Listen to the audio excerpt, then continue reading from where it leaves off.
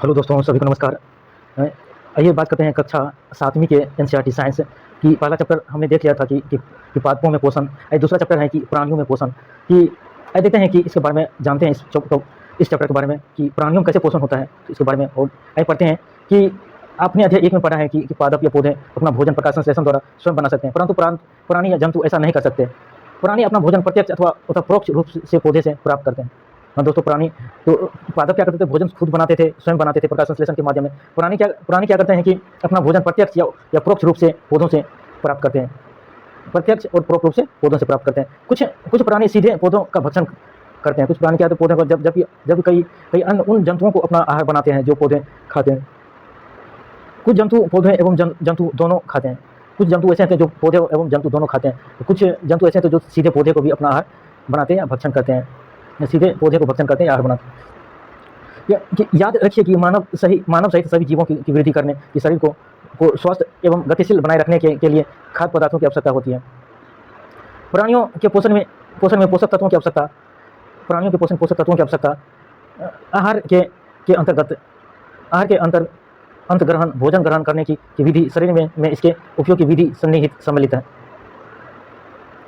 आप कक्षा 6 में पढ़ चुके हैं कि खाद्य भोजन के अनेक संघटक या स्मरण करके उनका नाम लिखिए। कि अब कक्षा 6 में पढ़ लिए हैं कि भोजन या उनके अनेक संगठन या स्मरण कीजिए। उसके संगठन क्या होता है भोजन के, उसको बोलता है लिखने के लिए। आप इसको लिखिए कि कार्बोहाइड्रेट जैसे कुछ संगठन जटिल पदार्थ है, कि अनेक जंतु इन जटिल पदार्थों का उपयोग सीधे इसी रूप में नहीं कर सकते। जैसे इसके संगठन, भोजन के संगठन कौन सा दोस्तों? कार्बोहाइड्रेट, वसा, प्रोटीन, खनिज, लवण, यही है संगठन इसके। कि कार्बोहाइड्रेट जैसे कुछ संगठन जटिल पदार्थ है तो अनेक जंतु एवं जटिल पदार्थों का उपयोग सीधे इसी रूप में नहीं कर सकता। अतः इन्हें सरल पदार्थों में बदलना आवश्यक है।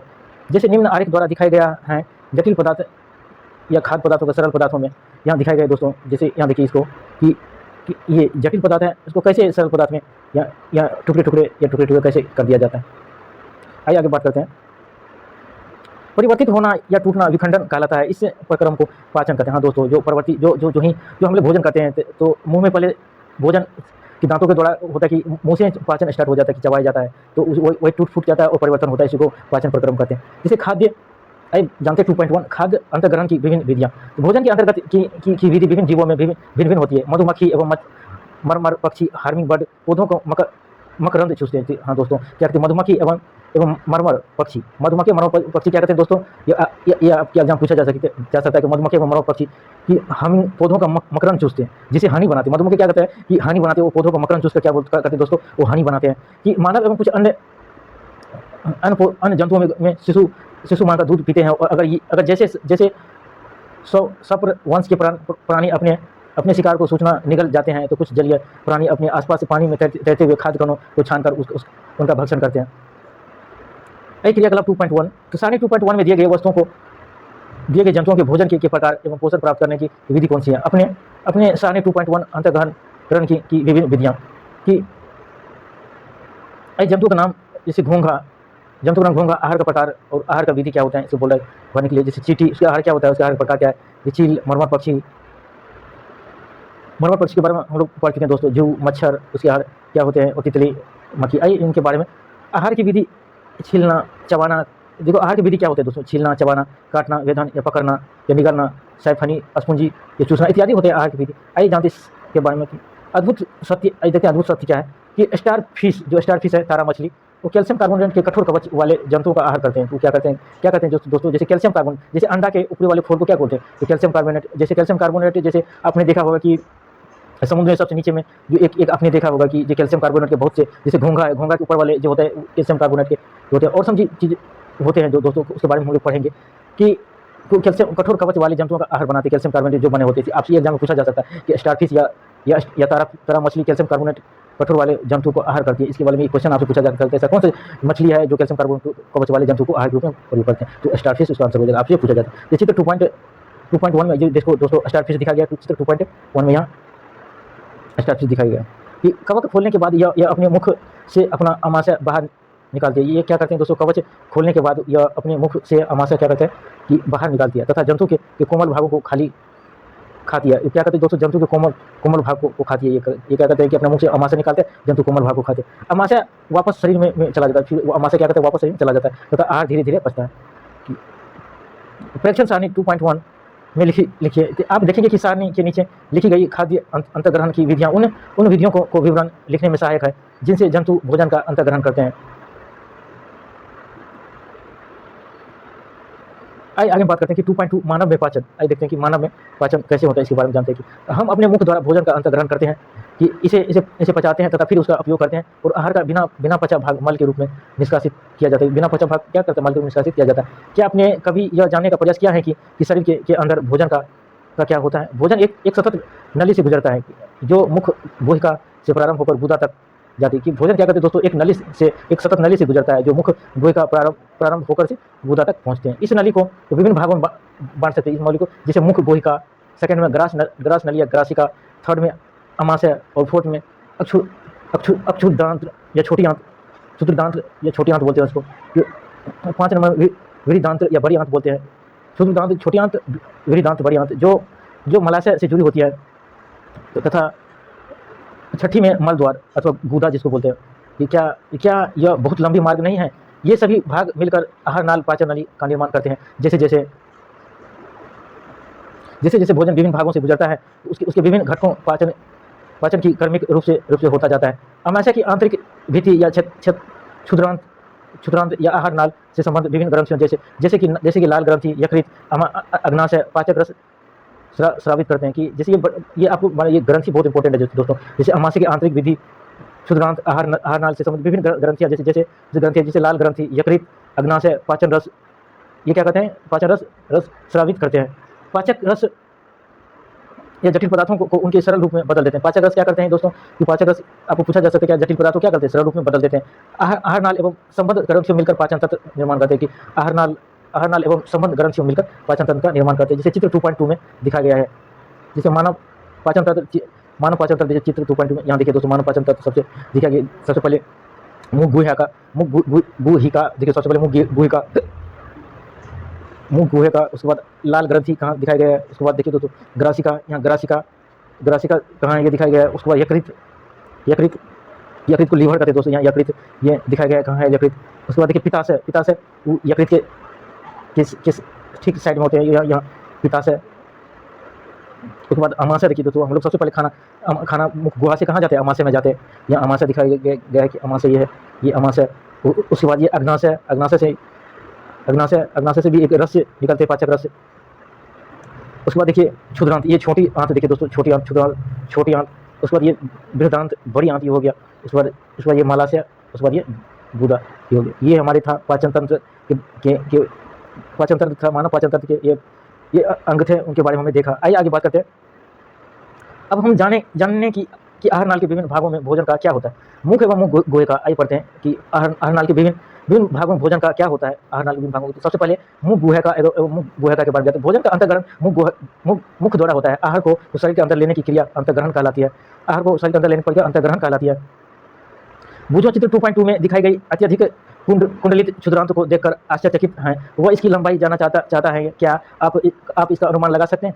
पृष्ठ संख्या 17 में इसकी सन्निकट लंबाई दी गई है। कल्पना कीजिए कि इतनी लंबी संरचना हमारे शरीर को के छोटे से हिस्से में किस प्रकार समाई हुई, कि लंबी संरचना छोटे हिस्से में कैसे समाई हुई है दोस्तों। वो पाचन तंत्र के बारे में बात कर रहे हैं कि हम दांतों की सहायता से भोजन चबाते हैं तथा यांत्रिक विधि द्वारा उसे छोटे छोटे टुकड़ों में पीस डालते हैं। कि प्रत्येक दांत मसूड़ों के बीच अलग अलग ग्रथिका या सॉकेट में धंसा होता है। यहाँ दोस्तों जैसे चित्र 2.3 में देखिए दांतों की व्यवस्था। तो विभिन्न प्रकार के दांत होते हैं। जैसे देखिए दोस्तों दांत के प्रकार आपसे पूछा जा सकता है कि दांत कितने कौन से प्रकार होते हैं। कि जैसे चर्वनक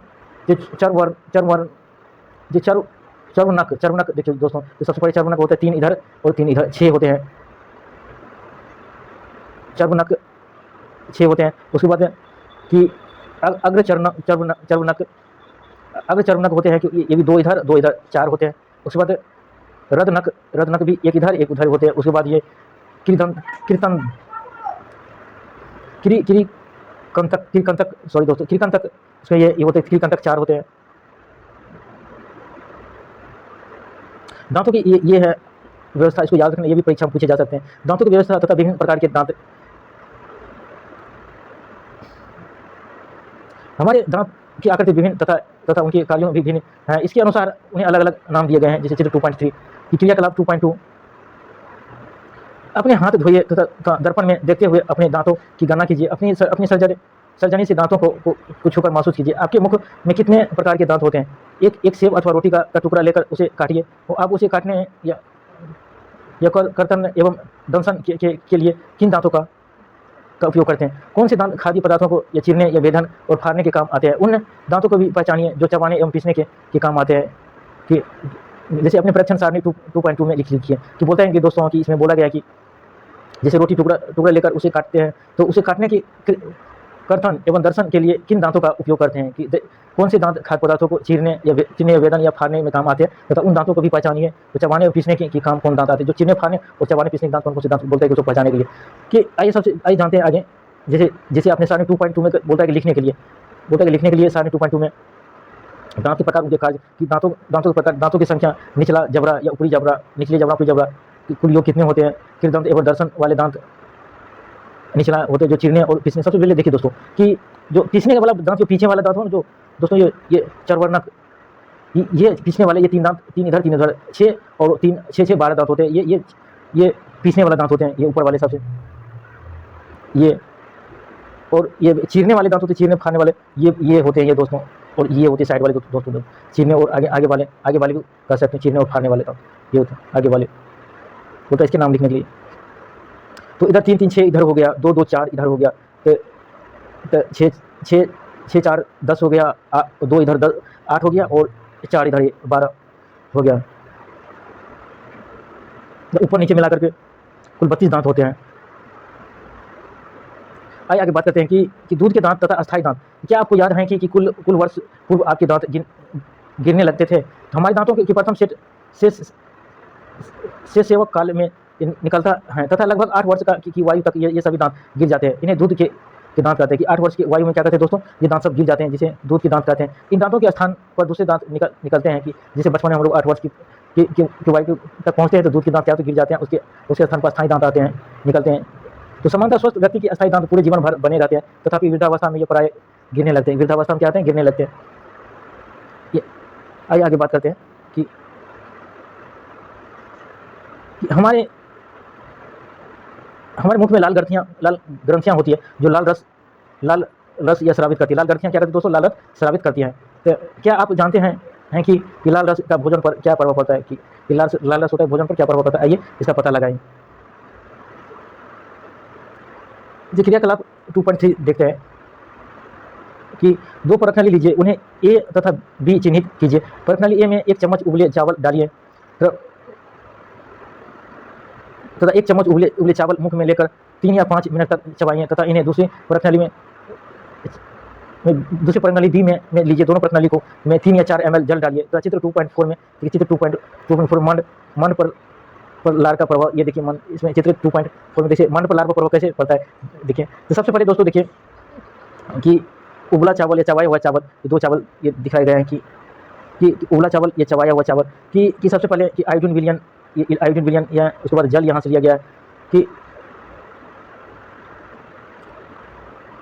कहता दोनों परतनली में 3 या 4 ml जल डाल दीजिए। और चित्र 2.4 में दिखाया गया है कि 3 या 4 ml जल डालने के लिए बोलता है। कि तथा आप दोनों परतनली में आयोडीन बोलता है कि डालने के लिए 2 या 3 बूंदे डालिए तथा उनका परीक्षण कीजिए कि आप परतनली ए और बी में क्या अंतर देखते हैं। परतनली के रंग में परिवर्तन क्यों आता है? यहाँ देखिए परतनली के रंग में दोस्तों या ब्लू हो गया, पीले से ब्लू हो गया। कि परिणाम की चर्चा अपने मित्रों एवं अध्यापकों से कीजिए। कि लाल रस चावल के मंड को सकरा में बदल देता है। कि लाल रस चावल को क्या करता है? मंड को सकरा के रूप में बदल देता है। जीभ एक मांसल पेशीय अंग है। जीभ क्या है? एक मांसल पेशीय अंग है जो पीछे की और मुख गुहिका के अधर तल से जुड़ी होती हैं। जो मुख गुहिका के अधर तल से जुड़ी होती हैं। चित्र 2.6 है, देखिए दोस्तों चित्र 2.6 जीभ का स्वाद के विभिन्न अंग। जीभ की एक मांसल पेशीय अंग है जो पीछे की और मुख गुहिका के अंदर तल से जुड़ी होती है। देखिए दोस्तों यहाँ जीभ 2.6 जीभ पर स्वाद के विभिन्न क्षेत्र, ये स्वाद के विभिन्न क्षेत्र होते हैं जीभ के। कि पहला बोला कि जीभ के मांसल पेशीय अंग होता है, ये पीछे वाला मांसल पेशीय अंग होते हैं जो पीछे और मुख गुहिका के अधर तल से जुड़ी होती है। जैसे इतना इस अग्र भाग स्वतंत्र होता है, अग्र भाग स्वतंत्र होता है और किसी भी दिशा में मुड़ सकता है। क्या आपको जीभ आइए जानते हैं कि मिठास और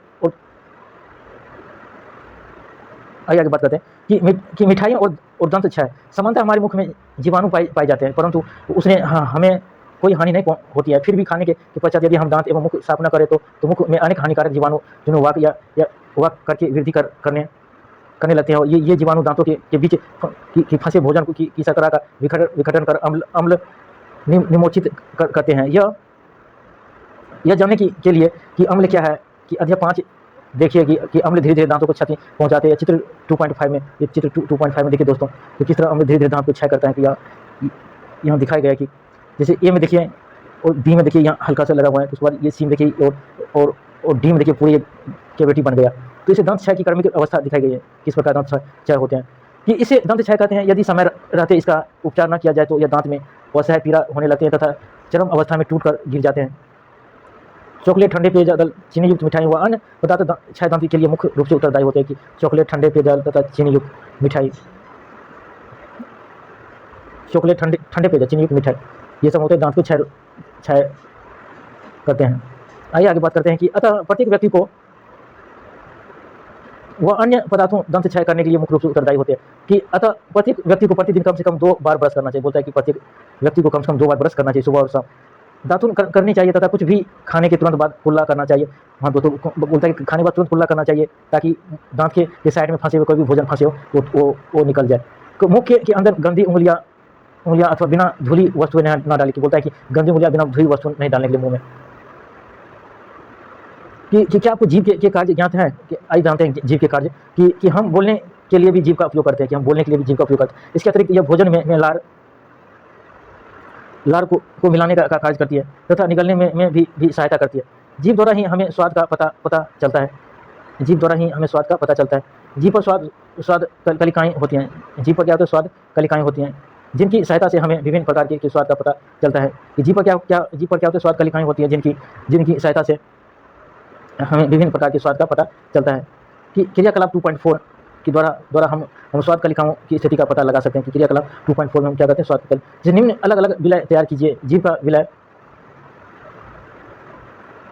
दोस्तों यहाँ देखिए कि यहाँ जीभ दिया गया है कि जीभ के ये कौन स्वाद का पता लगाता है, कौन ये इसके। आइए जानते हैं इसके बारे में आगे कि क्रियाकलाप 2.4 में स्वाद कलिकाओं की उपस्थिति पता लगाइए। इसमें निम्न पदार्थों के अलग-अलग विलय तैयार कीजिए। चीनी का विलय, नमक का विलय और नींबू का रस और नीम की पत्ती अथवा करेले का रस। इसमें बोलता है कि 4 विलय रस दिया गया, तो उसका अलग-अलग विलय कैसे पता लगा सकते हैं। तो अपने किसी मित्र की आंख पर पट्टी बांधकर अपने जीभ से पता लगा सकते हैं कि दोस्तों चीनी का विलय कहाँ से होता है, नमक का विलय कहाँ होता है और नींबू का रस और नीम पत्ती का विलय, तो वो जीभ को बाहर निकालकर सीधे रखने को कहिए। तो चित्र 2.6 में देखिए जीभ के स्वाद के अलग-अलग दिए गए हैं कि कौन से भाग जीभ पर स्वाद के विभिन्न क्षेत्र, कि जीभ के भाग के कौन से क्षेत्र, ये आगे वाला कौन सा क्षेत्र, ये और ये और ये और ये तीन क्षेत्र होते हैं जो हम जीभ के स्वाद का पता लगाते हैं दोस्तों। तो आइए जानते हैं इसके तीनों क्षेत्र के बारे में। चित्र 2.6 में दिखाया गया है कि जीभ के विभिन्न क्षेत्रों को ऊपर उपयुक्त में से किसी एक विलय के नमूने की एक 2 बूंद रखिए। विलय रखने के लिए कि दांत कुतरने की सिंक का उपयोग करें और इस प्रक्रिया को अन्य विलयों के साथ दोहराइए। तो प्रत्येक विलय के लिए पृथक सिंक का उपयोग कीजिए। कि अपने मित्र से पूछिए कि जीभ के किस क्षेत्र से उसे मीठे या नमकीन या खट्टे या कड़वे स्वाद का अनुभव होता है। तो अब अपने परीक्षण रिपोर्ट से चित्र 2.6 में दिखाए गए प्रत्येक क्षेत्र में उसका स्वाद का नाम लिखिए। बोलता है कि स्वाद का नाम लिखिए जिसका संवेदन अनुभव उनके द्वारा होता है, और अन्य सहपाठियों के साथ भी क्रियाकलाप को दोहराइए। कि बोलता है कि अब उसके जीभ के विभिन्न भागों में रखिए और कहाँ से कौन चीज़ का पता चलता है उसको रखें। बोलता है कि पता लगाने के लिए उसको लिखने के लिए। कि आगे बात करते हैं कि भोजन नली गरासिका, निकला हुआ भोजन ग्रास नली अथवा गरासिका में जाता है। कि चित्र 2.2 में देखिए गरासिका गले एवं वक्ष से होती है। कि चित्र 2.2 में गरासिका गले एवं वक्ष से होती हैं, होते हुए जाते हैं। गरासिका की भित्ति के संकुचन से भोजन नीचे की ओर सरकता है। कि हाँ दोस्तों, गरासिका की भित्ति के संकुचन से ही क्या होता है? भोजन नीचे की ओर सरकता है और वास्तव में संपूर्ण आहार नाल संकुचित होती रहती है। कि क्या होता है कि दोस्तों संपूर्ण आहार नाल संकुचित होती रहती है। तो तथा यह गति भोजन को नीचे की ओर धकेलती है। यह संकुचित होती रहती है, तो संपूर्ण आहार नाल संकुचित होती रहती है। यह गति भोजन को नीचे की ओर धकेलती है। यह गति क्या करता है? भोजन को नीचे की ओर धकेलती रहती है। जैसे चित्र 2.7 में देखिए, चित्र 2.7 में गरासिका में भोजन की गति, चित्र 2 भोजन और गरासिका ये अमाशय दिया गया कि इसमें भोजन को नीचे की ओर खिसक गति होती रहती है, उसका संकुचित होती रहती है।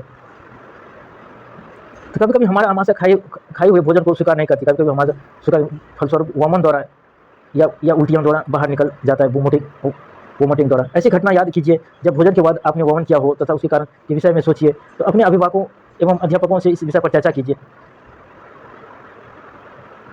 गणेशिका में भोजन की गति इसमें दिखाया गया है कि सबसे पहले भोजन गणेशिका ये संकुचित होती है, आमाशय में किस तरह पहुँच जाती है, ये गति होती है। तो पहले जानना चाहती है कि वमन के समय भोजन विपरीत दिशा में किस प्रकार जाती है, कि जानते विपरीत दिशा में किस प्रकार जाती है, ये जानना चाहती है। आइए आगे बात करिए। अमाशय मोटी भित्ति वाली एक थैलीनुमा संरचना है। यह चपटा एवं यू की आकृति का होता है तथा आहारनाल का सबसे चौड़ा भाग होता है। अमाशय क्या होता है? आहारनाल सबसे चौड़ा भाग है। यह एक और ग्रासिका या ग्रास नली से खाद्य पदार्थ प्राप्त करता है। या क्या करता है दोस्तों? ग्रास नली से खाद्य पदार्थ प्राप्त करता है तथा दूसरी ओर क्षुद्रांश से खुलता है कि ये क्या करता है? दूसरी ओर ये क्षुद्रांश से खुलता है कि आहारनाल सबसे चौड़ा भाग होता है। या एक और ग्रासिका ग्रास नली से खाद्य पदार्थ प्राप्त करता है। ये क्या करता है कि दोस्तों आहारनाल का चौड़ा भाग होता है, ये ग्रास नली से खाद्य पदार्थ प्राप्त करता है तथा दूसरी ओर क्षुद्रांश में खुलता है। दूसरी ओर क्या करता है? क्षुद्रांश में ये खुलता है। ये क्या करें? आइए ये देखते हैं कि कभी-कभी जब आप जल्दी खाते हैं तो अथवा खाते समय बात करते हैं तो आपको खांसी उठती है या हिचकी आती है अथवा घुटन का अनुभव होता है। यह खाद्य कणों के श्वास नली में प्रवेश करने के कारण होता है कि श्वास नली या नासिक से आने वाले वायु के फेफड़ों तक ले जाती है। यह गणेशिका के साथ साथ चलती है, परंतु ग्रस नली में वायु एवं भोजन मार्ग एक ही होते हैं। फिर भोजन को श्वास नली में प्रवेश करने से किस प्रकार रोका जाता है? भोजन निकलने के समय एक मांसल रचना या बल्ब का कार्य करती है जो श्वास नली को ढक लेती है तथा भोजन को ग्रस नली में भेज देता है कि संयोगवश यदि भोजन के कारण श्वास नली में प्रवेश कर जाते हैं तो हमें घुटन का अनुभव होता है कि दोस्तों जो भोजन के कारण श्वास नली में तो हमें घुटन का अनुभव होता है या हिचकी आती है या खांसी उठती है कि अब आपने कभी देखा ऐसी घटना हो जाती है कि अमाशय का आंतरिक अस्तर सतह या श्वेतमल हाइड्रोक्लोरिक अम्ल तथा पाचक रस स्रावित करता है कि अमाशय का आंतरिक रस क्या करते हैं दोस्तों? इसमें हाइड्रोक्लोरिक अम्ल होते हैं दोस्तों, वही हमारे खाना को क्या कहते हैं? पचाते हैं। तो पाचक रस स्रावित करता है। हाइड्रोक्लोरिक अम्ल और पाचक रस जो वो क्या करते हैं? हमारे भोजन को पचाते हैं। तो ये अम्ल नहीं रहेगा तो भोजन को नहीं पचाएगा दोस्तों। तो हमारे पूछा जाता है कि क्वेश्चन हमारे सब अमाशय के अंदर कौन सा अम्ल होते हैं कि हाइड्रोक्लोरिक अम्ल पाचक रस द्वारा स्रावित होते हैं। ये पाचक रस द्वारा स्रावित होते हैं तो हाइड्रोक्लोरिक अम्ल। स्लेमस अमाशय के आंतरिक स्तर को सुरक्षा प्रदान करता है कि श्लेष्मल क्या करते हैं दोस्तों? श्लेष्मल क्या करते हैं? अमाशय के आंतरिक स्तर को सुरक्षा प्रदान करते हैं। कि हाइड्रोक्लोरिक अम्ल बहुत ही खतरनाक होते हैं दोस्तों। वो क्या करते हैं कि ये अमाशय के आंतरिक स्तर को क्या करते हैं? सुरक्षा प्रदान करते हैं। श्लेष्मल अम्ल अनेक ऐसे जीवाणुओं को नष्ट करता है। अम्ल क्या करता है कि जो दोस्तों बहुत ही पावरफुल होते हैं, अम्ल बहुत खतरनाक होते हैं जो श्लेष्मल के द्वारा आंतरिक स्तर को सुरक्षा प्रदान करते हैं अमाशय के। जो भोजन के साथ साथ वहाँ ये अम्ल अनेक जीवाणुओं को नष्ट करते हैं। ये अम्ल क्या करते हैं? अनेक जीवाणुओं को नष्ट करते हैं जो भोजन के साथ वहाँ तक पहुँच जाते हैं। साथ ही यह माध्यम से अम्लीय बनाता है। ये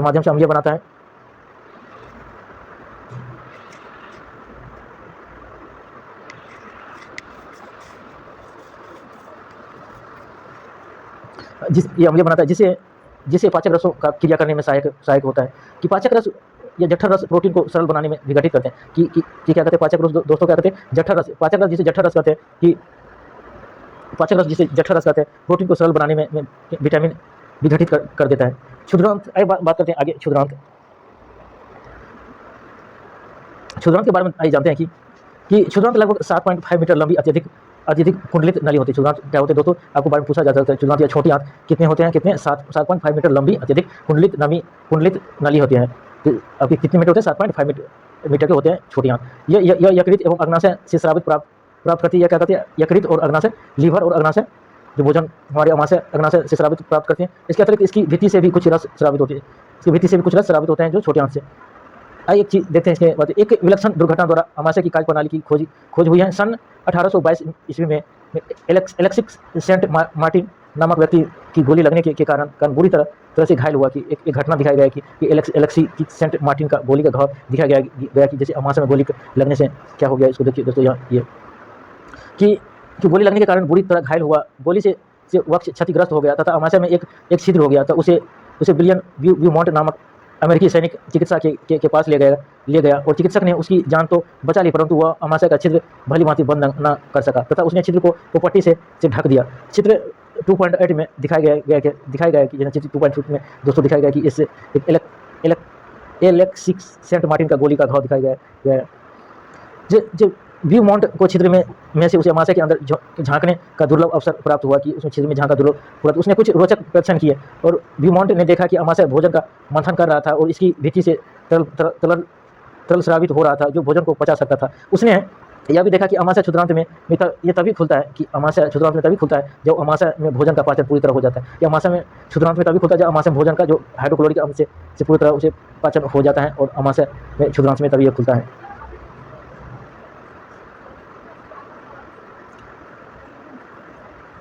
आइए आगे बात करते हैं कि यकृत गहरे लाल गहरे लाल भूरे रंग की ग्रंथि है जो अंदर के ऊपरी भाग में दाहिनी या दक्षिण और अवस्थित होते हैं। कि यकृत क्या होते हैं, गहरे लाल भूरे रंग की ग्रंथि होती है। यकृत लीवर दोस्तों क्या होते हैं, देखना होगा, लीवर एकदम लाल रंग के गहरे लाल भूरे रंग के होते हैं जो उदर के ऊपरी भाग में दाहिने और अवस्थित होते हैं। दोस्तों हमारे दाहिनी साइड, मतलब दाहिनी साइड अवस्थित होते हैं। यह शरीर की सबसे बड़ी ग्रंथि होती है, शरीर की बड़ी ग्रंथि होती है। यह पित्त रस स्रावित करती है। क्या करते हैं दोस्तों, पित्त रस, लीवर क्या करते हैं दोस्तों, पित्त रस स्रावित करते हैं, जिसको यकृत करते हैं। कि जो एक थैली में संग्रहित होता रहता है, जो एक थैली में संग्रहित होती है। एक थैली में लीवर क्या करते हैं, यकृत क्या करते हैं कि पित्त रस स्रावित करते रहते हैं, जिसे पित्त रस कहते हैं। इसे पित्ताशय कहते हैं, जिसे चित्र 2.2 में दिखाए गए। आइए देखते हैं चित्र 2. ये सबसे आगे है दोस्तों, तो चित्र 2 में आप इसको देख लेना। तो पित्त रस वसा के पाचन में महत्वपूर्ण भूमिका निभाता है। कि पित्त रस क्या करते हैं कि वसा को पचाने में क्या करते हैं दोस्तों, कि हमारी ये दाहिनी ओर होते हैं पित्त रस लीवर के, तो वो क्या करते हैं, वसा को पचाने में अधिक भूमिका निभाते हैं। तो अग्नाशय हल्के पीले रंग की बड़ी ग्रंथि होती है। अग्नाशय क्या होते हैं कि हल्के पीले रंग के क्या होते हैं कि बड़ी ग्रंथि होते हैं जो अमाशय के ठीक नीचे अवस्थित होते हैं। अग्नाशय क्या होता है, अमाशय के नीचे अवस्थित होते हैं। आइए देखते हैं चित्र 2.2। तो बहुत आगे है दोस्तों। हाँ आगे कि देखिए दोस्तों, यहाँ सबसे पहले यकृत दिया गया, लीवर दिया गया हमको कि लीवर यहाँ सबसे पहले ये हमारे दाहिने ओर होते हैं। कि उसके बाद देखिए कि जैसे देखिए दोस्तों, अमाशय देखिए, ये अमाशय। अग्नाशय देखिए दोस्तों क्या होता है, ये अग्नाशय होते हैं। कि अग्नाशय से ये होता है कि यकृत से पित्ताशय रस, या पित्ताशय रस देखिए यहाँ से क्या होते हैं, यहाँ से यहाँ पित्ताशय है, ये पित्ताशय रस, ये छोटे पित्ताशय रस संग्रहित होते रहते हैं। यहाँ देखिए दोस्तों, क्षुद्रांत दिखाया गया, छोटे आंत दिखाया गया। उसके बाद ये वृहदांत दिखाया गया, बड़ी आंत दिखाई गया है। उसके बाद ये मलाशय को,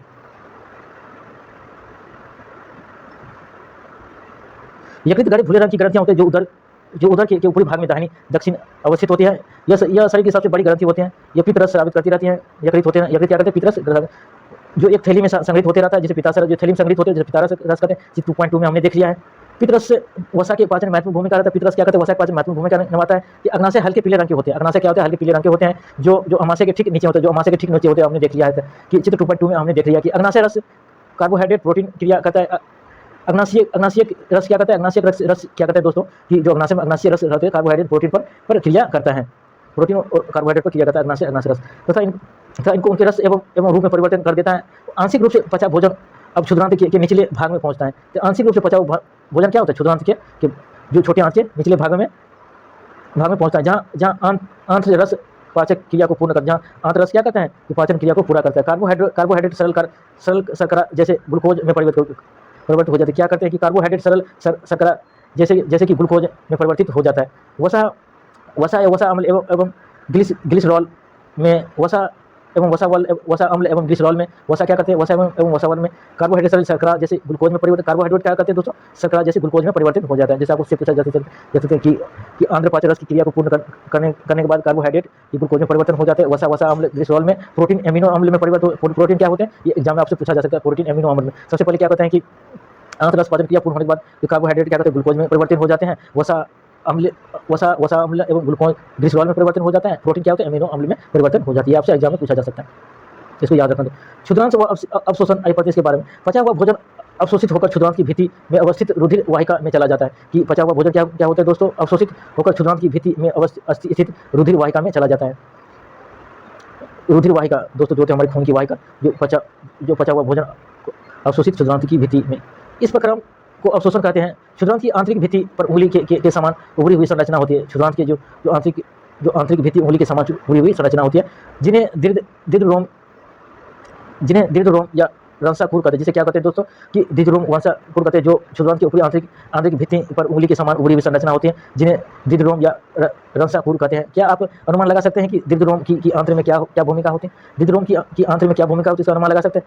दीर्घ रोम क्या करते हैं दोस्तों कि पचे हुए भोजन की अवशोषण हेतु लाल तल क्षेत्र बढ़ा देता है। कि क्या करते हैं कि दीर्घ रोम पचे हुए भोजन को अवशोषण हेतु तल क्षेत्र बढ़ा देते हैं। तो प्रत्येक दीर्घ रोम में सूक्ष्म रुधिर वाहिका का जाल फैला रहता है। कि क्या कहते हैं कि प्रत्येक दीर्घ रोम में सूक्ष्म रुधिर वाहिका का जाल फैला रहता है।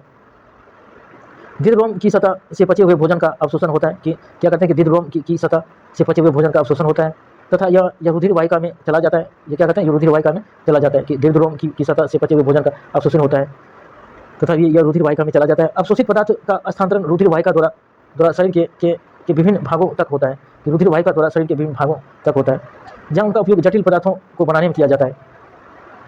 कि क्या होता है दोस्तों, अवशोषित पदार्थ को स्थानांतरित रुधिर वाहिका द्वारा शरीर के विभिन्न भागों में तक होता है तथा उनका उपयोग जटिल पदार्थों को बनाने में किया जाता है। इस प्रक्रम को स्वांगीकरण कहते हैं। इस प्रक्रम को क्या कहते हैं कि स्वांगीकरण कहते हैं कि अवशोषित पदार्थ को स्थानांतरित रुधिर वाहिका द्वारा शरीर के विभिन्न भागों तक होता है, जहाँ उनका उपयोग जटिल पदार्थों को बनाने में किया जाता है। इस प्रक्रम को क्या कहते हैं, स्वांगीकरण कहते हैं।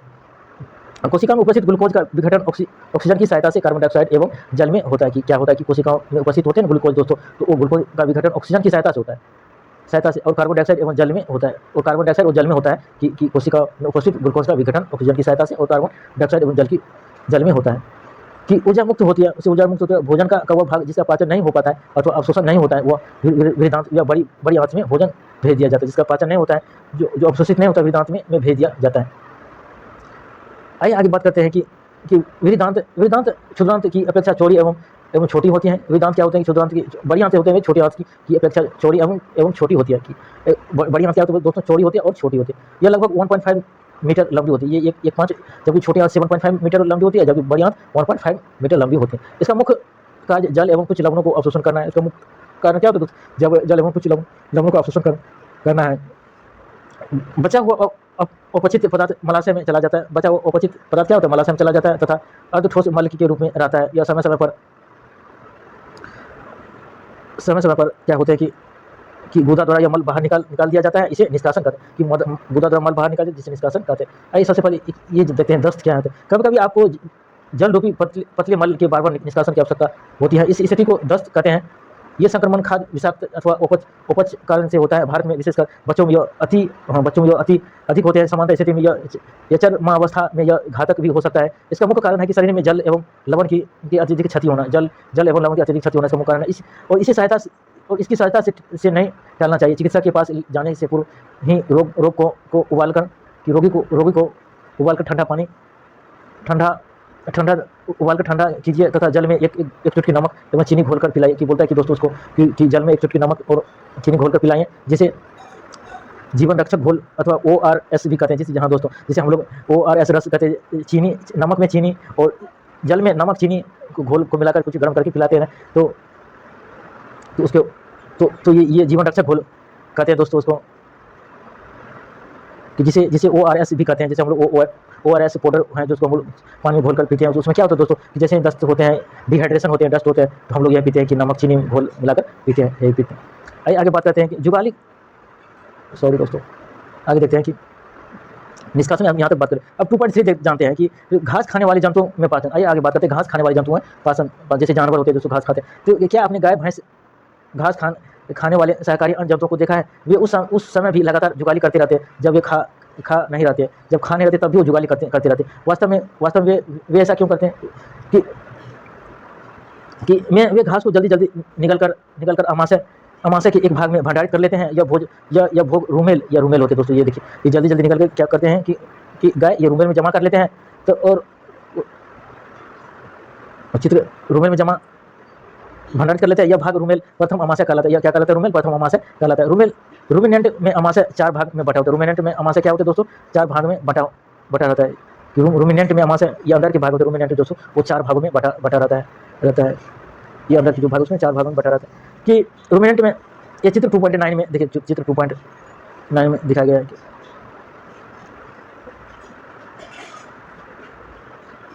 किसी रोम स्थिति का अमाशय ये दिखाया गया है।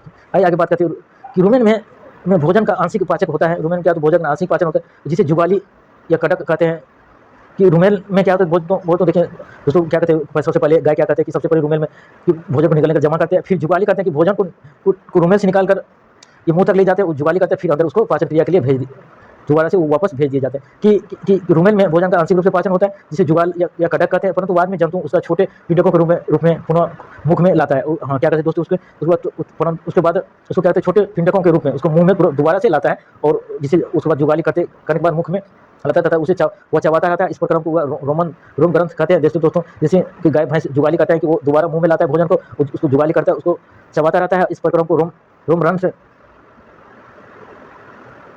रोमरथ या जुगाली करना कहते हैं। तो तथा ऐसे जंतु रूमिनेंट अथवा रोमनथी कहलाते हैं। ऐसे जंतु क्या कहते हैं, रूमिनेंट या रोमनथी कहलाते हैं। घास में सेल्यूलोज की प्रचुरता होती है। घास में क्या होती है दोस्तों, सेल्यूलोज की प्रचुरता होती है, जो एक प्रकार का कार्बोहाइड्रेट है। जो सेल्यूलोज क्या है दोस्तों, एक प्रकार का कार्बोहाइड्रेट है। बहुत से जंतु एवं मानव सेल्यूलोज का पाचन नहीं करता है। जो बहुत से जंतु और मानव क्या करते हैं कि सेल्यूलोज का पाचन नहीं कर पाता है। कि आज हम पहले क्या करते हैं, पहले जानना चाहते हैं कि यह जंतु भोजन करते समय उसे भली भांति क्यों नहीं चबा पाते हैं। कि बुझों जानना चाहते हैं कि मनुष्य मवेशियों की तरह सेल्यूलोज को क्यों नहीं पचा सकता है। कि ये दोनों का आइए जानते हैं आगे कि रूमिनेंट में क्षुद्रांत एवं बृहदांत के बीच एक थैलीनुमा बड़ी संरचना होती है। कि रूमिनेंट में होता है कि एक क्षुद्रांत या बृहदांत, देखिए दोस्तों यहाँ दिखाया गया कि क्षुद्रांत और बृहदांत इसके दिखाया गया कि इसके बड़ी आंत छोटे आंत, जैसे क्षुद्रांत ये दिखाया गया, ये छोटे आंत, उसके बाद ये नीचे वाला भाग ये बृहदांत दिखाया गया कि नीचे वाला ये बड़ी आंत दिखाया गया है। कि रूमिनेंट में क्षुद्रांत एवं बृहदांत के बीच एक थैलीनुमा बड़ी संरचना होती है जिसे अर्धनाल कहते हैं। कि रूमिनेंट में क्षुद्रांत तथा बृहदांत के बीच एक थैलीनुमा संरचना होती है जिसे अर्धनाल कहते हैं। एक थैलीनुमा संरचना दोस्तों देखो, जिसे अर्धनाल देखिए यहाँ दोस्तों, अर्धनाल यहाँ दिखाया गया कि रुद्रांत और क्षुद्रांत के बीच ये क्षुद्रांत और बृहदांत के बीच एक थैलीनुमा जो संरचना ये देखिए दोस्तों, उसे अर्धनाल कहते हैं। यही बोला गया है। कि आइए आगे बात करते हैं कि अर्धनाल कहते हैं कि चित्र 2.9 में देख लिया, भोजन के सेल्यूलोज का पाचन यहाँ पर कुछ जीवाणु द्वारा किया जाता है। कुछ जीवाणु द्वारा सेल्यूलोज का पाचन किया जाता है जो मनुष्य आहारनाल में अनुपस्थित। हाँ दोस्तों कि यहाँ होता है कि जीवाणु होता है कि सेल्यूलोज का पाचन जीवाणु द्वारा किया जाता है। कुछ जीवाणु द्वारा जो मनुष्य में नहीं होते हैं। ये सेल्यूलोज का पाचन करने के लिए मनुष्य में, तो इसलिए पहले ये बुजुर्ग सवाल पूछता है कि मनुष्य सेल्यूलोज को क्यों नहीं पचाता, क्योंकि मनुष्य में वो जीवाणु सेल्यूलोज को पचाने के लिए नहीं उपस्थित होते हैं। जो मनुष्य के आहारनाल में नहीं होते हैं, जो जीवाणु होते हैं जो सेल्यूलोज पचाने के लिए, जो जानवर में होते हैं। अब तक आपने जंतुओं के विषय में पढ़ा है जिनमें पाचन तंत्र पाया जाता है, परंतु ऐसे बहुत से सूक्ष्म प्रणालियां हैं जिनमें ना तो मुख होता है और ना ही पाचन तंत्र, फिर भी वे किस प्रकार भोजन अंतर्ग्रहण करते हैं, उसका पाचन कैसे होता है। कि बोला गया है कि बहुत से जंतुओं विषय में होता है कि जिनमें पाचन तंत्र, परंतु ऐसे बहुत से प्राणी है जिनमें ना तो मुख होता है ना ही पाचन तंत्र होता है, फिर भी वो भोजन कैसे अंतर्ग्रहण या पाचन करते हैं। तो उसका तथा उनका पाचन कैसे होता है। तो यह खंड 2.4 में भोजन का ग्रहण करने की एक अनुरोचक विधि का अध्ययन करेंगे। कि जैसे 2.4 में अमीबा में संरचना एवं पाचन देखेंगे। अमीबा जलाशय में पाए जाने वाला एक कोशिका जीव है। अमीबा क्या होता है दोस्तों, एक कोशिका जीव है, जल पाया जाता है। अमीबा की कोशिका में एक कोशिका झिल्ली होती है। अमीबा कोशिका में क्या होते हैं, झिल्ली होते हैं, जो गोल सघन केंद्रक एवं कोशिका द्रव्य बुलबुले के समान अनेक धमनियां होती हैं। कि एक गोल सघन केंद्र एवं कोशिका द्रव्य बुलबुले के समान अनेक धमनियां होती हैं। ये चित्र 2.10 में अमीबा को दिखाया गया। देखिए चित्र 2.10 में अमीबा को दिखाया गया कि दोस्तों इसमें क्या होते हैं कि केंद्रक होते हैं। यहाँ दिखाया गया कि इसमें केंद्रक होते हैं, पदार्थ होते हैं, खाद्य कणिका ये खाद्य कणिका अंतर्ग्रहण करते हैं। ठीक है, खाद्य धमनियाँ होते हैं, जैसे बहिभक्षीय पित्त या अंतर्विष्ट होते हैं। इसमें ना आहारनाल होते हैं या मुख्य गुहार होते हैं। ऐसे ये इसका अमीबा कैसे पाचन करते हैं। अमीबा निरंतर अपनी आकृति एवं स्थितियाँ बदलता रहता है। यह एक अथवा अधिक उंगलियाँ के समान प्रवर्धन निकालता है जिन्हें वह पदार्थ अर्थात कृत्रिम पाँव कहते हैं। वो क्या कहते हैं दोस्तों, ये एक उंगलियों के समान प्रवर्धन निकालता है जिन्हें वह पदार्थ कहते हैं। उंगलियों के समान ये देखिए पदार्थ दिखाया गया है कि उंगलियों के समान ये निकालता है। जो खाद्य कणिका किस तरह खाद्य ये ग्रहण करता है, पदार्थ उंगलियों के समान होता है, खाद्य कणिका ये करते हैं निकालता है, जिन्हें वो पदार्थ अर्थात कृत्रिम पाँव कहते हैं। और जो इन्हें गति देने भोजन पकड़ने में सहायता करते हैं। जो पदार्थ क्या करते हैं, गति देने और भोजन पकड़ने में सहायता करते हैं। अमीबा कुछ सूक्ष्म जीव का आहार करता है। अमीबा कुछ सूक्ष्म जीवों का क्या करते हैं, आहार करते हैं, सूक्ष्म जीवों का आहार करते हैं। जब इसे भोजन का आभास होता है तो यह खाद्य कण के चारों ओर पदार्थ विकसित करते हैं। जब भी इसको क्या होता है कि भोजन का आभास होता है कि तो वो क्या करते हैं तो खाद्य कण के चारों ओर क्या करते हैं, पदार्थ विकसित करते हैं। जैसे दोस्तों यहाँ पदार्थ विकसित किया गया। जब भी इसको भोजन का आभास होता है वो क्या करते हैं कि पदार्थ का विकसित करते हैं, कि चारों ओर पदार्थ विकसित करते हैं और उसे निगल लेता है। उसे क्या करते हैं, निगल लेता है और खाद्य पदार्थ उनकी खाद्य धानी में फंस जाते हैं। खाद्य पदार्थ क्या होते हैं, खाद्य धानी में फंस जाते हैं। या खाद्य धानी देखिए दोस्तों, यहाँ खाद्य धानी को देखिए कैसे ये फंस गया, ये खाद्य धानी है देखिए दोस्तों। जैसे चित्र 2.10 में ये दिखाया गया है। यहाँ अपशिष्ट भी दिखाया गया है, भाई अक्षेपित अपशिष्ट भी दिखाया गया है। किस तरह ये खाद्य कणिका द्वारा अंतर्ग्रहण करते हैं और भाई अक्षेपित अपशिष्ट किस तरह ये निकलते हैं। खाद्य धमनी में ही पाचन रस स्रावित होते हैं। ये खाद्य पदार्थ क्रिया करके उन्हें सरल पदार्थों में बदल देते हैं कि ये क्या कहते हैं, अमीबा क्या कहते हैं कि खाद्य धमनी में ही पाचक रस स्रावित होते हैं, और ये क्या कहते हैं कि खाद्य पदार्थों को क्रिया करके उन्हें सरल पदार्थों में बदल देते हैं, या पचा हुआ खाद्य धीरे धीरे अवशोषित हो जाते हैं। अवशोषित पदार्थ अमीबा की वृद्धि एवं रखरखाव एवं गुणन के लिए उपयोग किए जाते हैं।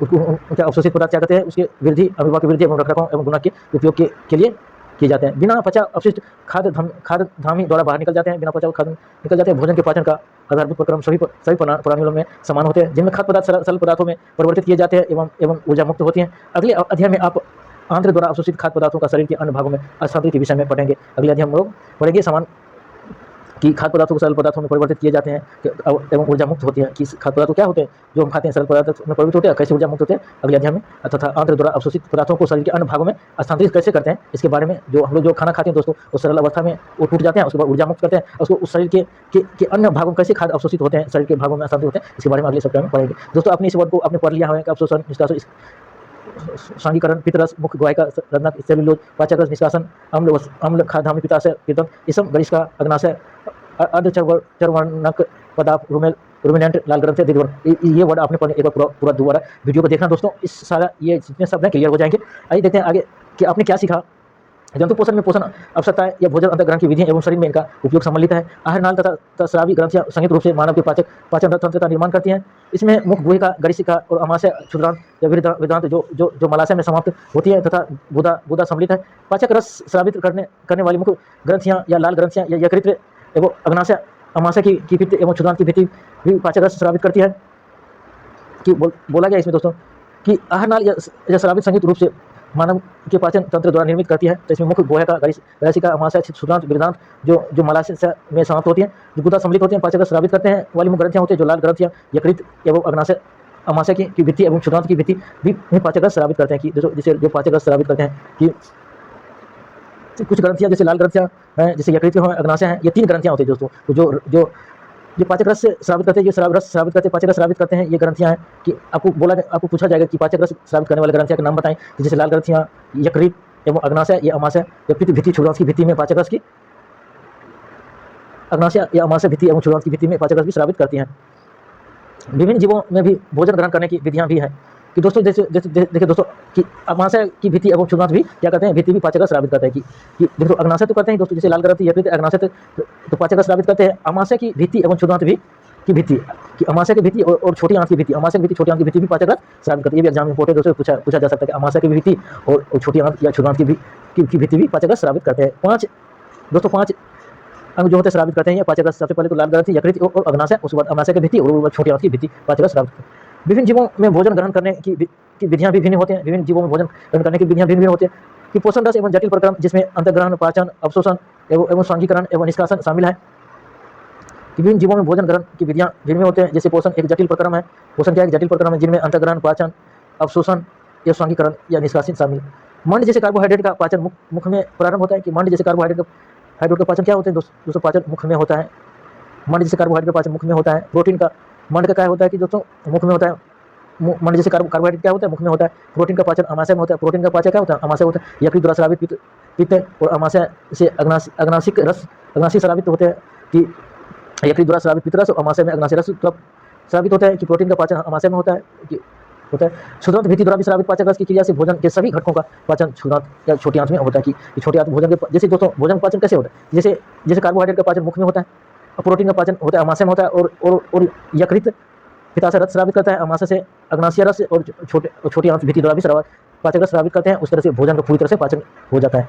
तो जल एवं कुछ लवण वेदांत में अवशोषित होते हैं। कि हाँ दोस्तों होता है कि जब जल एवं कुछ लवण होता है कि क्या होते हैं, बड़ी आंत में अवशोषित होते हैं।